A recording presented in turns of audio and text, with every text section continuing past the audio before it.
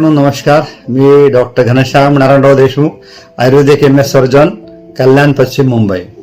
मित्रांनो, काही रुग्णांना प्रश्न असतो की मला माकड हाडाच्या ठिकाणी फुडी आहे, माकड हाडाच्या ठिकाणी गाठ आलेली आहे छोटीशी, ती मध्येच फुटते, त्यातनं पू येते, मध्येच ती गाठ भरून जाते, बंद होते, थोडं ओपनिंग छिद्र आहे. तर ते काय प्रकार आहे?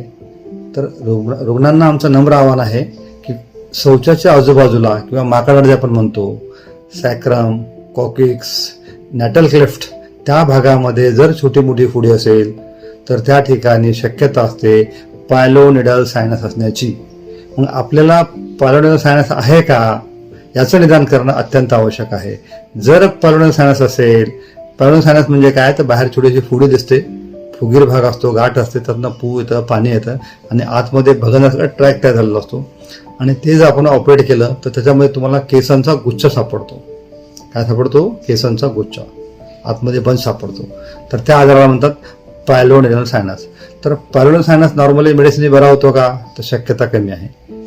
अशा आजारामध्ये, अशा डिसीजमध्ये तुम्हाला थोडंसं सर्जिकल इंटरव्हेन्शन लागतं, सर्जरी प्रक्रिया करावी लागते. तर सर्जरी कुठली असते? तर सर्जरीचे अनेक प्रकार आहेत. तुमचा कुठल्या प्रकारचा पायलोनिडल सायनस आहे, किती गंभीर आहे ते बघून डॉक्टर सल्ला देतील तुम्हाला आणि डिसिजन घेतील. सांगायचा मुद्दा एवढाच आहे की आपल्याला पायलोनिडल सायनस नाही ना याची चाचणी होणं, तपासणी होणं अत्यंत आवश्यक आहे आणि ते करून घ्या. आणि नसेल तर आनंदाची गोष्ट आहे, असेल तर उपचार करून त्याच्यापासून मुक्त व्हा. धन्यवाद.